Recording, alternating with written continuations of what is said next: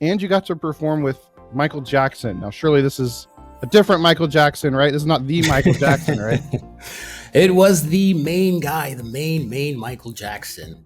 See, dancing and Did you teach him how to spreading his moonwalk? love.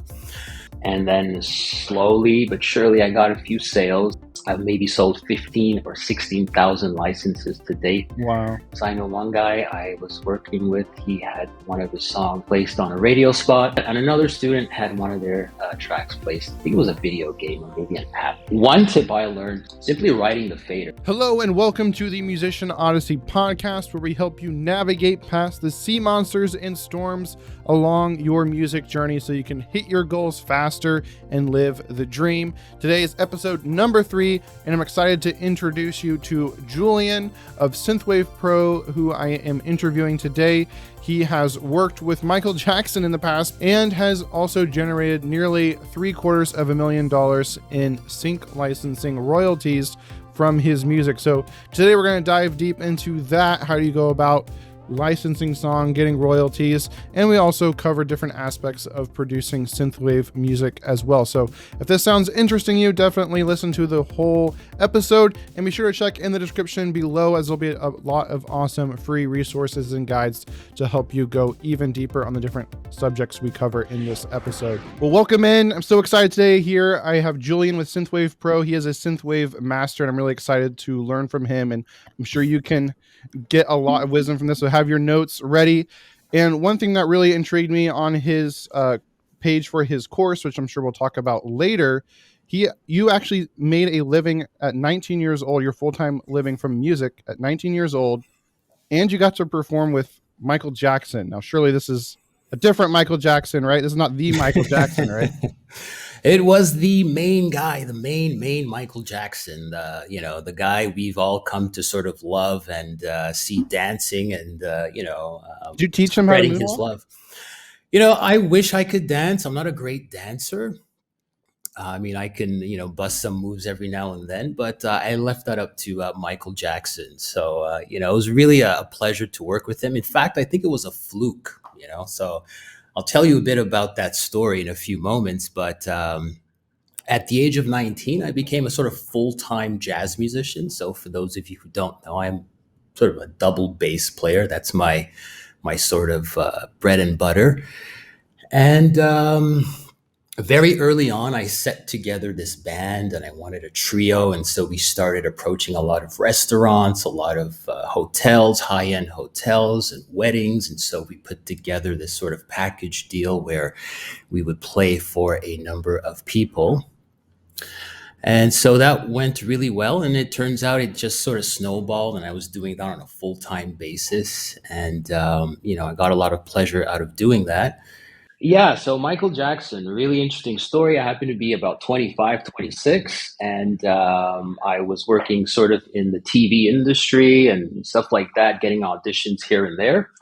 And my agent comes up to me and he's like, "Hey, listen, there's this thing going on tomorrow with Michael Jackson. He's looking for a bunch of people to be in one of his videos." So I'm like, "Okay, cool. Michael Jackson has always been an idol of mine." And I remember when I was 8 years old, I really remember this. I said to myself, one day I'm going to work with this guy. I don't know how it's going to manifest, but I said, somehow I'm definitely going to be working with this guy. So I show up to the audition the following day, expecting there to be some kind of casting call. And I guess there was, but no one was really certain. And this was to be in one of his videos. I don't remember what it was, but it turns out it was for a concert that he was hosting in New York City. This was post 9/11, so everything was really, really covert. Everything was really, really hush-hush. It was actually for the Democratic National Convention, some kind of fundraiser for the Democratic Party. A lot of security. So I ended up getting the part, if you will, and this was to be some sort of like stand-in as he was performing on stage. But we ended up rehearsing for about 2 or 3 days. And this was about sort of like, I wouldn't say dancing, but doing stuff with him on stage. They had me in this sort of like costume that I had to wear. But then what happened was that his bass player was not able to make one of the rehearsals and then the subsequent performance. So I'm like, I could, stand in. And so, we ended up playing, I think it was two songs, and it was just like a blast. When you talk about being at the right place at the right time, and that's basically what ended up happening. And I think I have his fedora hat somewhere. So it was I really don't a know. pleasure to work with him. I think that's too big of a coincidence. This sounds just like Back to the Future. Do you have a time machine? Because it's just playing with the Penguins. Was it the Penguins? Mike with Marty, Michael J. Fox. They had the bass player couldn't Right, play, so right, he right, filled in or right, something. right, So I don't right. know. That's a little far fetched. I don't know if I believe that story. They had to sign an NDA, right? So they didn't want us to sort of like um, this is post 9/11, right? So Hmm. April, I think it happened in the Rialto. What's the Rialto? What's it called? No, the what's it called? That theater. I forgot the name of the theater. Famous theater. I think it's called the Rialto in Harlem. And so it was really like, a pleasure to work with him. Very unique guy, very sort of like, of course, you don't really bug him. You don't ask him any questions.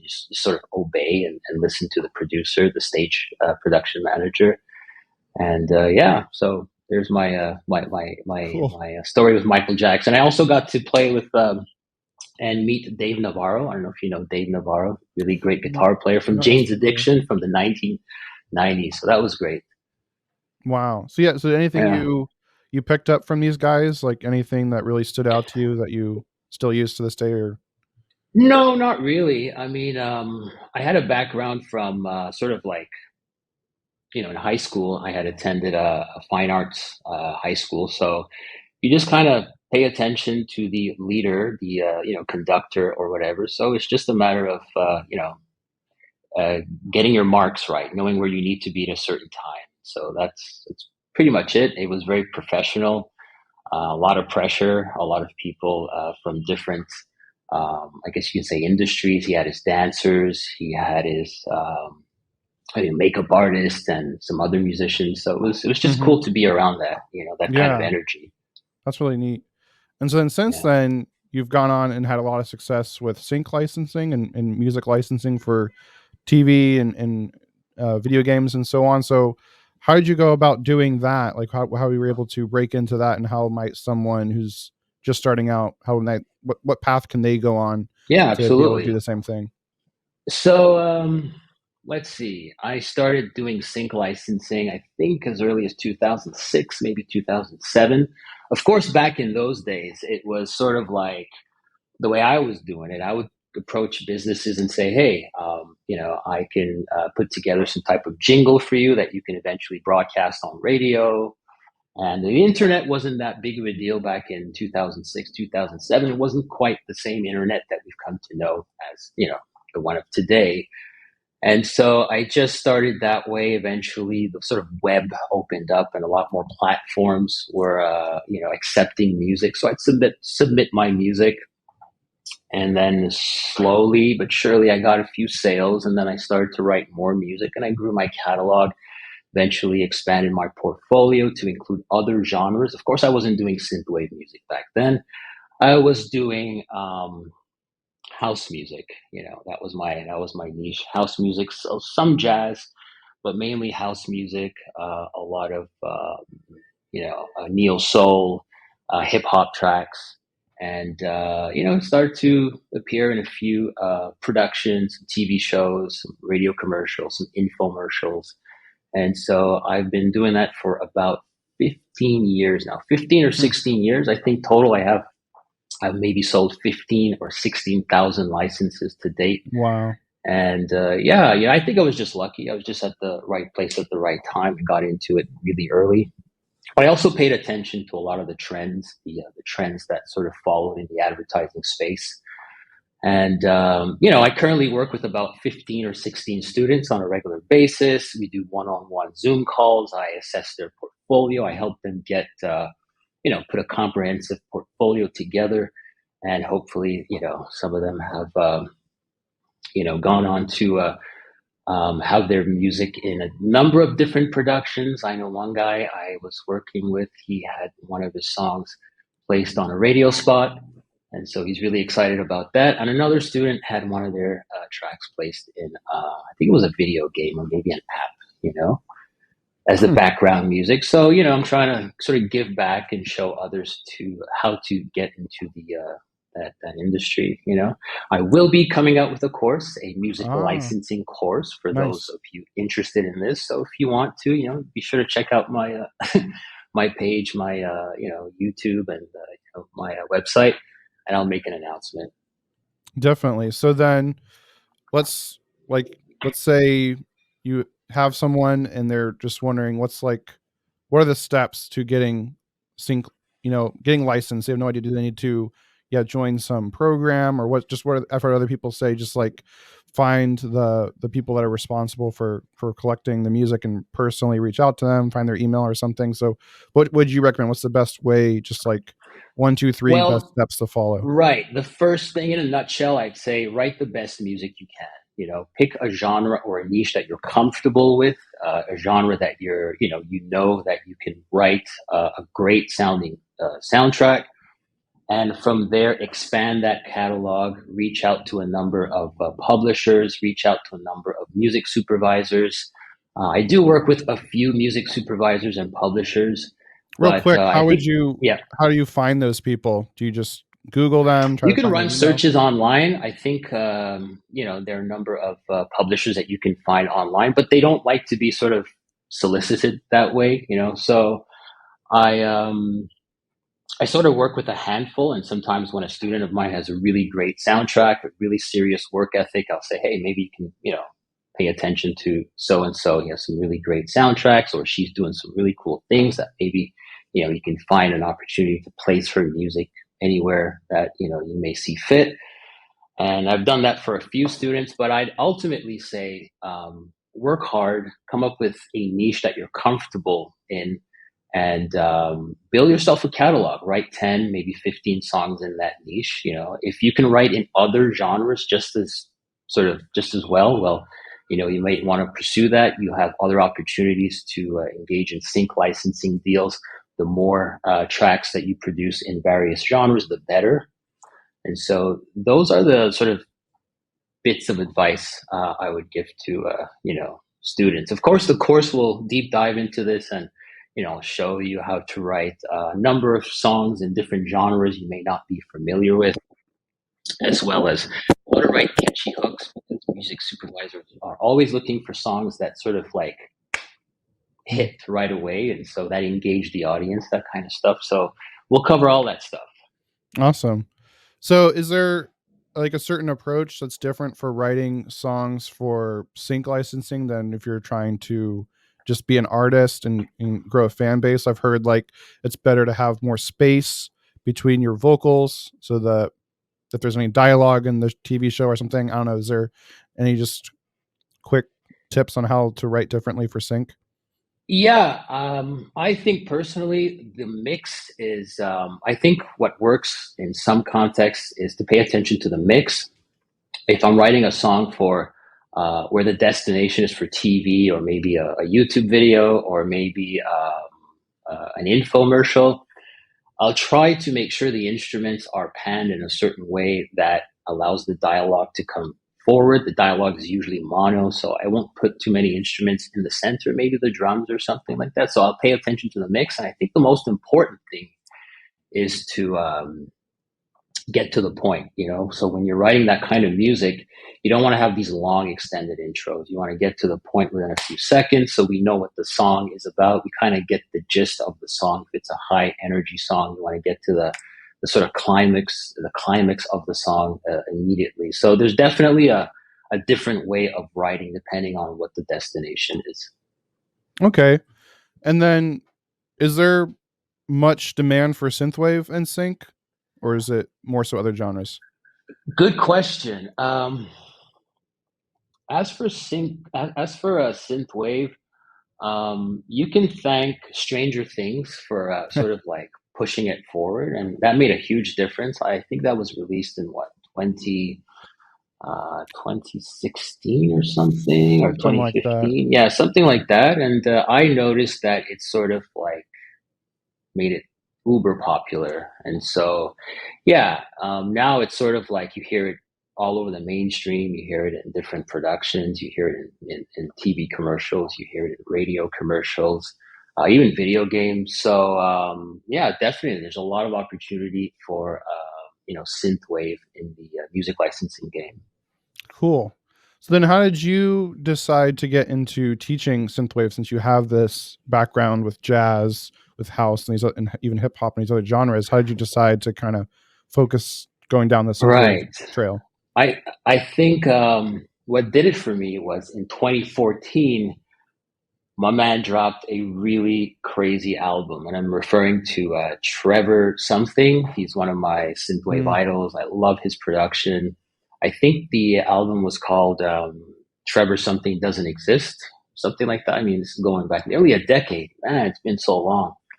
And that album just blew me away. You know, the production, his vocals, his mixing style, his sound, the overall vibe of that record just completely like took me into another world. I was playing that like 24 hours on repeat.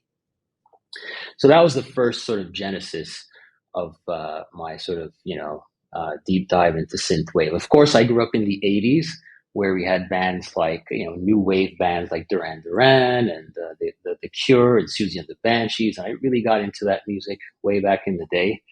Um, so that was my first sort of introduction. I wouldn't really call that music synthwave, but definitely, that sort of planted the seed for me.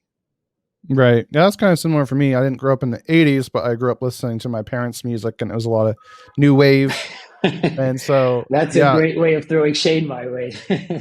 I'm joking. Oh, did not mean for it to come across that way, but I know, I'm no, the playing. 80s are cool. And yeah, and Stranger Things, like they've kind of made a living off of bringing back the 80s.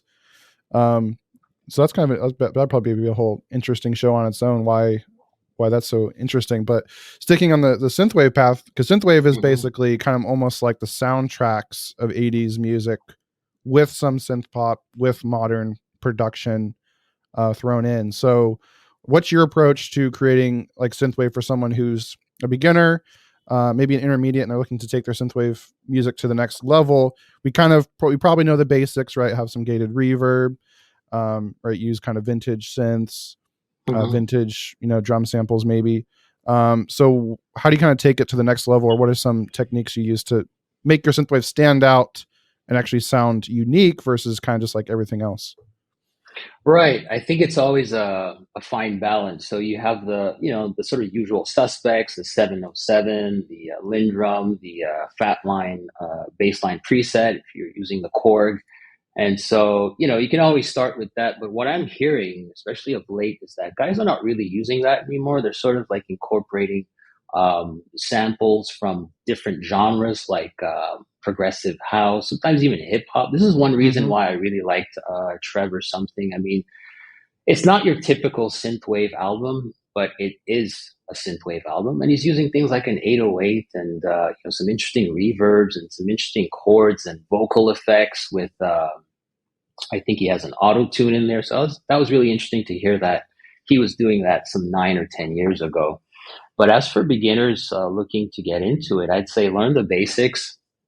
And then once you have that in your wheelhouse, it will change things up. You don't have to use a 707 or a Lindrum or, one of these typical sounding instruments. You can always experiment. You can always figure out how to layer your sounds with maybe one of those instruments, but you can also add your own sort of touch by layering and using things from different genres. Like use a kick drum from a deep house sample pack. Use an 808. Maybe not always rely on gated reverbs for your snare, or maybe layer your snare with something else, another percussive instrument from, I don't know, an Afro beat sample pack, make it yours, make it stand out from what everyone else is doing. And I think some guys are doing some really great things, but I think there's room for expansion. I think there's room to sort of transform the sound and add to it and make it sound a little more creative than the typical, you know, Yeah, I mean, it gets a little like, it you know does what I get a little mean? repetitive. Yeah, absolutely. And so, some fantastic artists out there. doing exactly that. They're sort of keeping it synthwave, but they're finding creative ways of making it their own. Right, that kind of makes me think of the album Monsters by the Midnight, is they added a lot of more modern production. They used kind of like more like trap style drums, and they had the modern vocal chops and stuff. And I thought that was really cool. It's definitely still synthwave. You hear it, that's synthwave, but it's very different. It stands out. I thought that was really cool. Yeah. So so when it comes to production, you work, you know, the students in your course. What are some of the most like common mixing or just production mistakes that you come across and see? Um,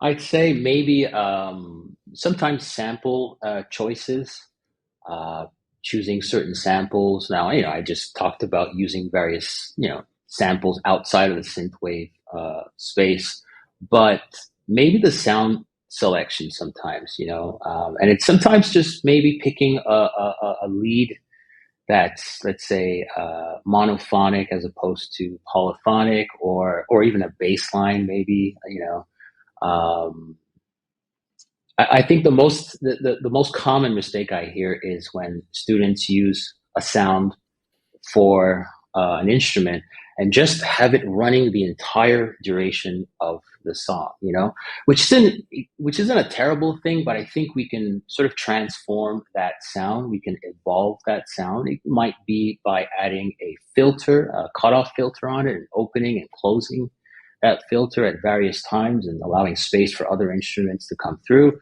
Or it could be by layering that sound and adding another synth on top of it to make it sound a little more interesting, especially when there's like a sort of peak in the song. And so you want it to sound a little more like hype, as opposed to just writing that one preset that they've used and just writing it for like 3 or 4 minutes. But I think those are some of the common, I wouldn't say mistakes because everyone has their own style, but Mm-hmm. I think that's one of the common things I'm hearing.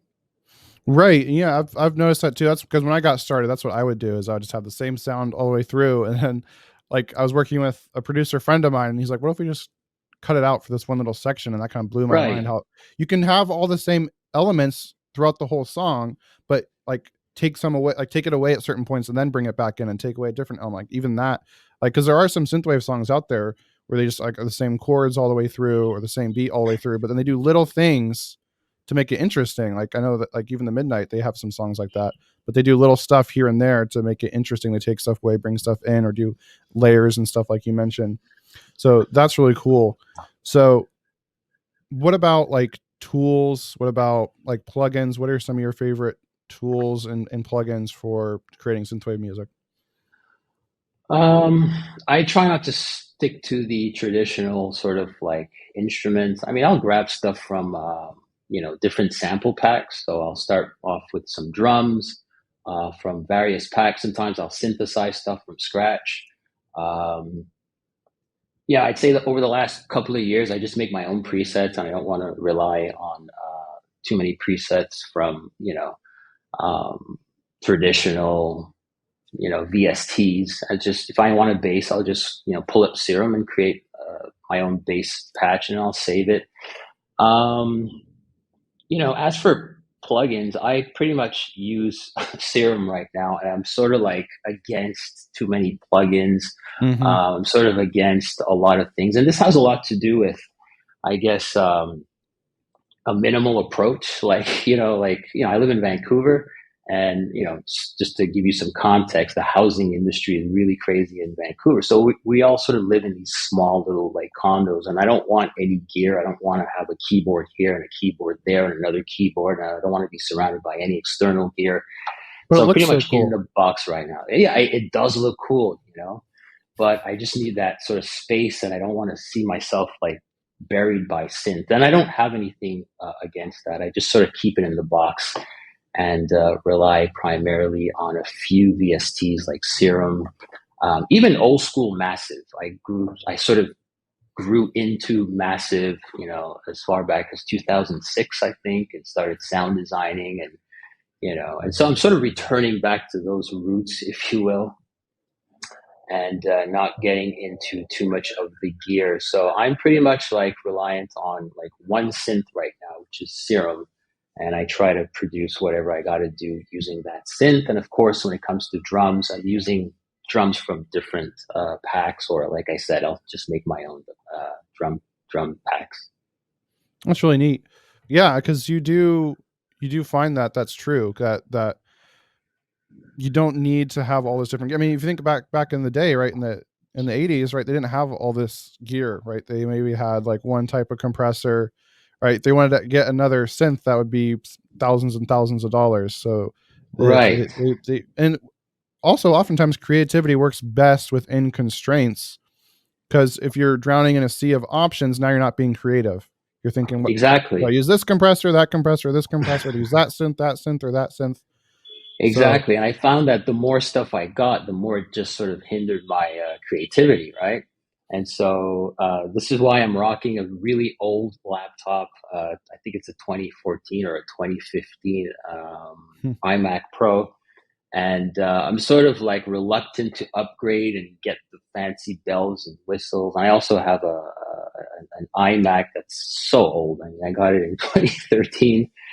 wow. And so, I'm just keeping things super basic. And sometimes, I mean, you'll even hear it in my tutorial. It'll sort of jam up on me. I have issues with the computer. I try pushing it, but it also kind of keeps me sort of like in the realm of keeping things simple. There was a time where I'd use a lot of plugins and I'd really try to work the hell out of the computer. But I'd say over the last 2 years, I've sort of scaled things back and just keep things really basic and use an EQ, use a compressor, dial in the sound, and then move on to another instrument.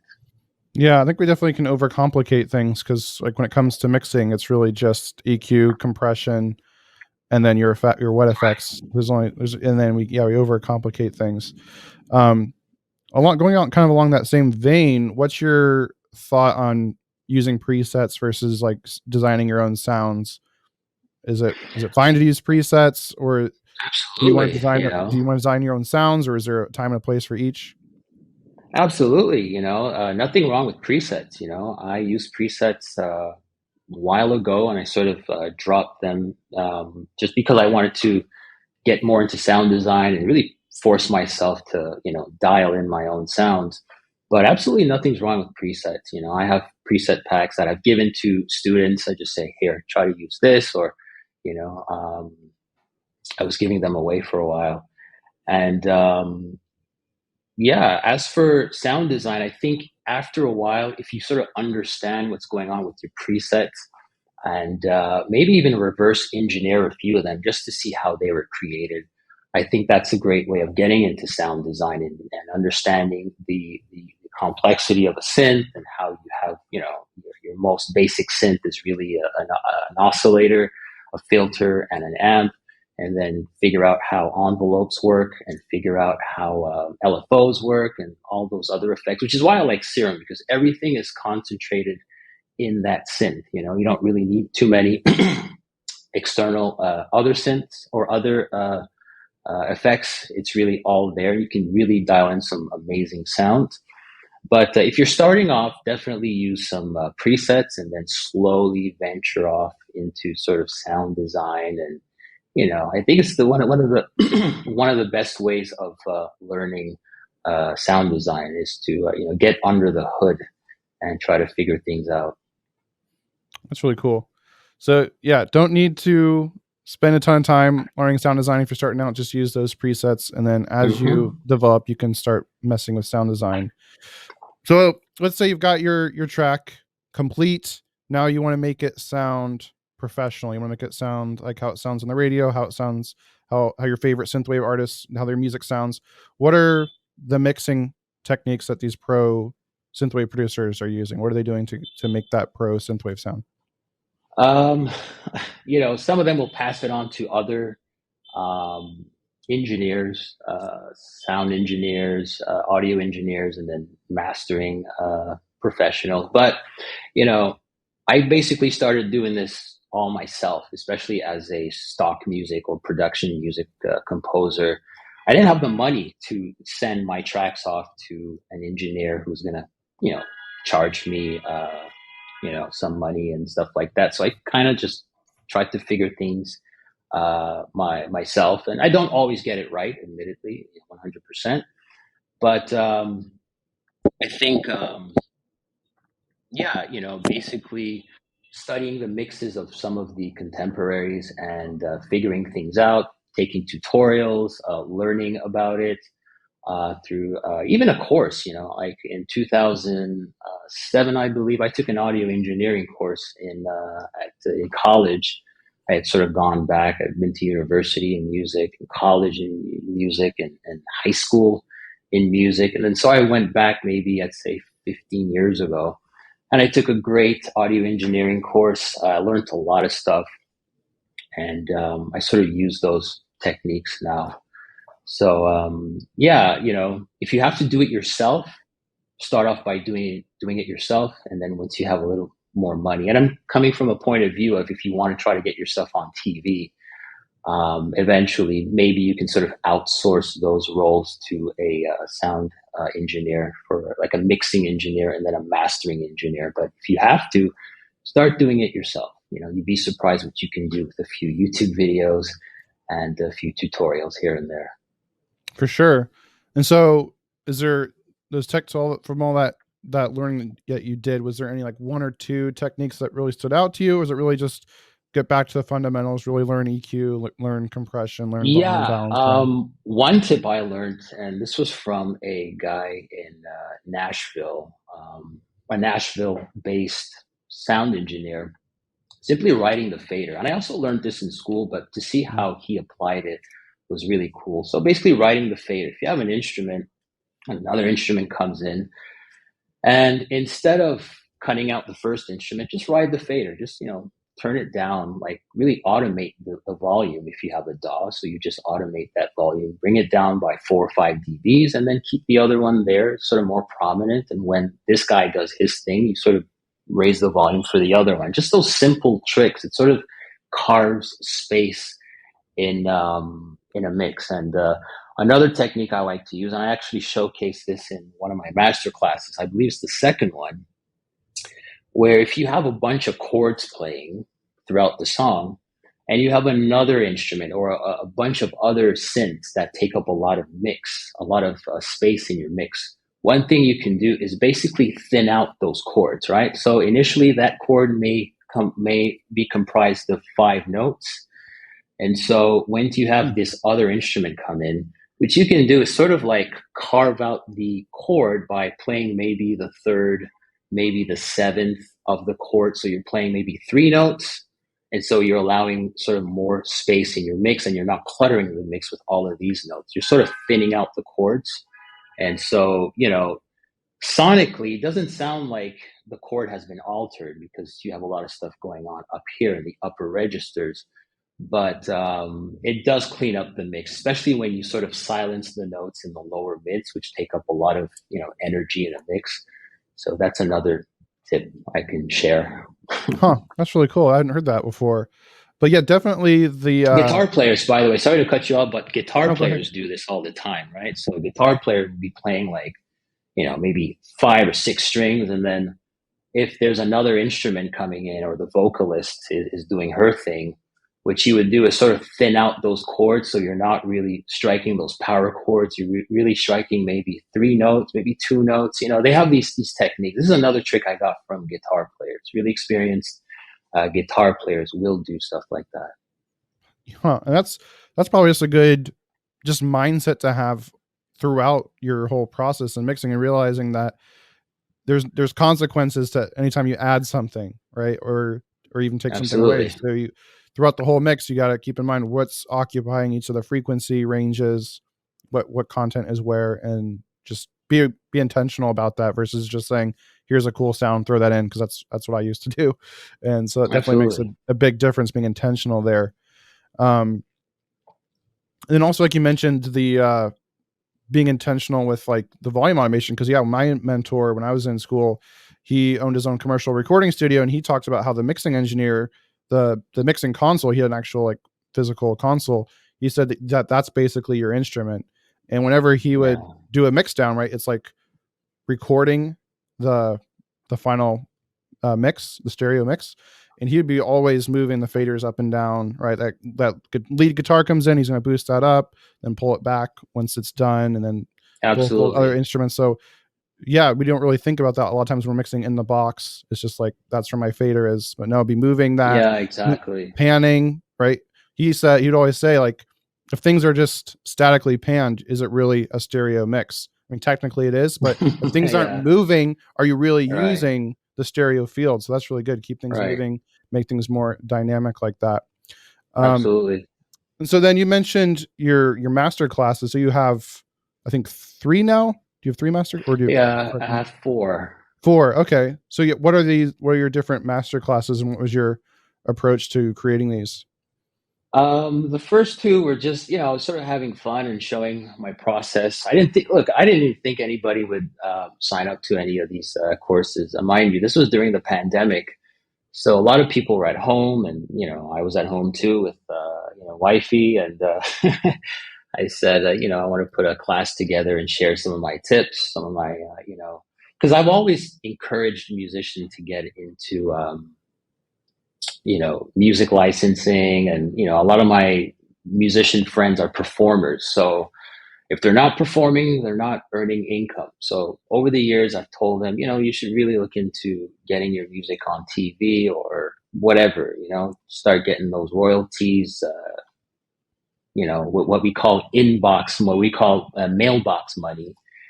Yeah. And So is that just completely passive? You just earn royalties anytime the TV show well, is I wouldn't played, say or how's that work? passive. That's such a yeah. I would say passive. We do have to work for them, but yeah, definitely. Once I it's mean, yeah. Like, and playing, once and you get them, is it just come yeah, in? so once it's playing on a TV show or on a TV commercial, yeah, you do get royalties.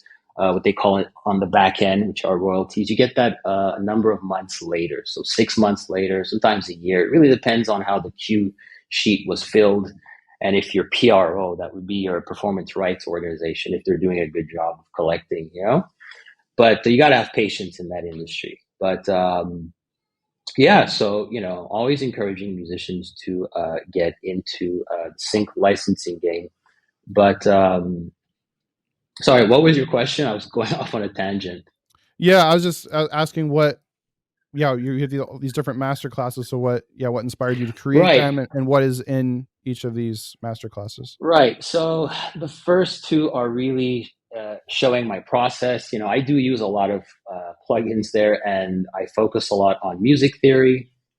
I think a lot of us like to sort of skip that part, and we don't like to deal with music theory. But I think music theory is really important. That's how you get things to sound okay. Your melodic notes are based on sort of the underlying chord structures and your bass line, and then applying things like bass note substitutions, which I talk a lot about. And we also cover sound design. I really try to make it super comprehensive. So we focus on workflow. We focus on sound design. We focus on mixing, mastering, and arranging as well in most of those courses. So I have a chill wave course. I have an essentials synthwave course. I have the masterclass 1 and 2, and they're all start to finish. And the first two I would say was very heavy in the sense that we do deep dive into a lot of things, and I think sometimes it does get um, probably very heady for a lot of people. So but I just wanted to give as much as I had to offer. I just wanted to say, hey, try this trick, use this, do this.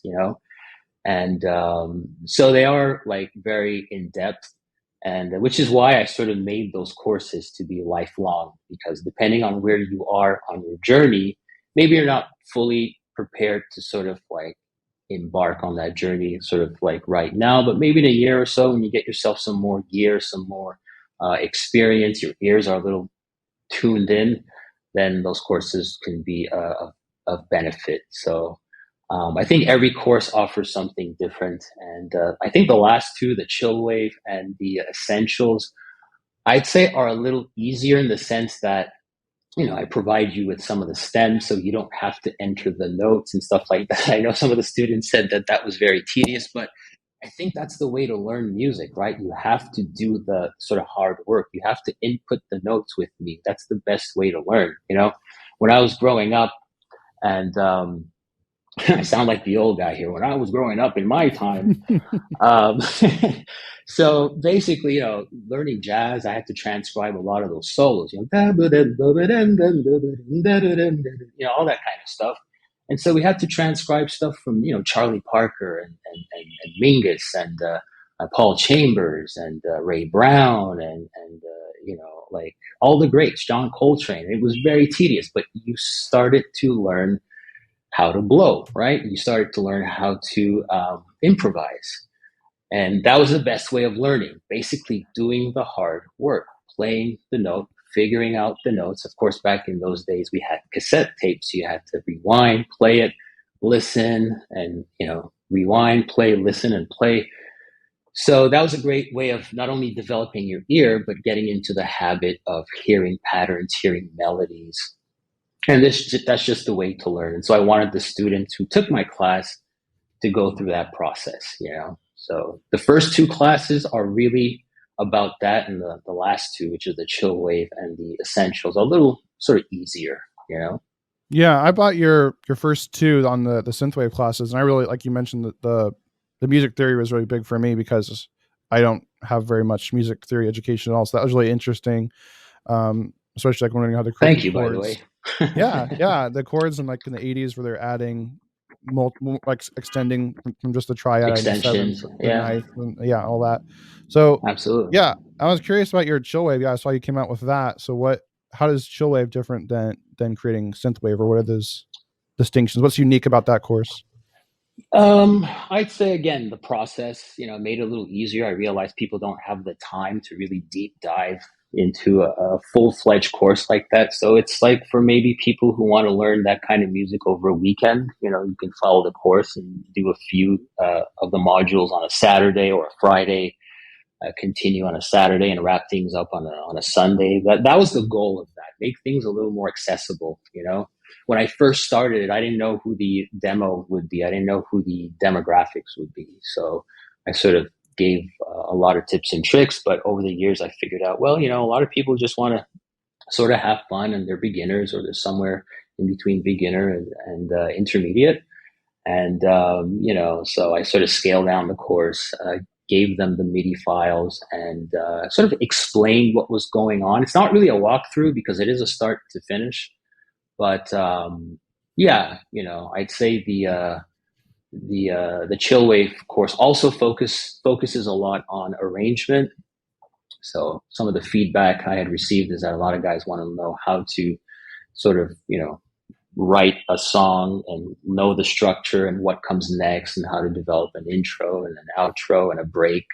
Focus on those things, like what elements we are going to be using to create a break. How do you create a break? It's not as complicated as it sounds. Pretty simple. So I cover those things.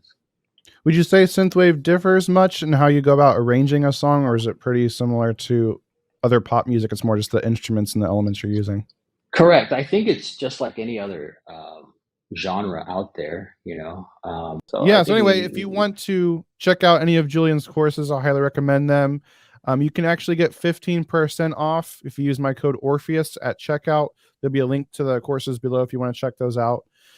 So to wrap up here, if someone's brand new to synthwave, they're looking to get into synthwave or just production in general, what would just be your number one piece of advice that you give to someone who's looking to, as fast as possible, get to the point where they are producing music that they're happy with and proud of? Absolutely. So I would definitely recommend, firstly, just listening to synthwave, absorbing what's out there on Spotify, on YouTube, familiarize yourself with different artists. And there are sort of different sort of umbrellas when it comes to synthwave. You have the more typical and the more progressive house synthwave and the darker stuff. But just be aware of all that stuff. Get your feet wet, start using some of the sort of go-to sounds that we had discussed, and pay attention to the arrangement, and follow our channels. You have a great channel, you give a lot of great information, and ultimately just practice. Just keep practicing. That's really all I can say. Well, thanks. It's been great having you on. That's really cool hearing about how you worked with Michael Jackson and all the great advice you're able to give. So thanks so much. And definitely check out Synthwave Pro on YouTube. These are a lot of great tutorials. With that, leave any comments and questions you have below, and have a great day. Thank you so much for having me, Regan. Appreciate that. Hey, if you found this podcast valuable and you're watching on YouTube, be sure to hit the like button and click subscribe so you don't miss out on any future episodes we release. And if you're listening on a podcasting platform, then it'd be a huge help if you could go ahead and leave a 5-star review, as this helps other independent music artists find this content in the future. And if you're hungry for more content that can help speed you past those sea monsters and storms on your music journey so you can reach your goals and live the dream, then be sure to click the video playing on the screen right now if you're watching on YouTube, as that will take you to a previous episode of this podcast that is chock full of value. With that, have an awesome day, keep creating, and I'll see you in the next episode.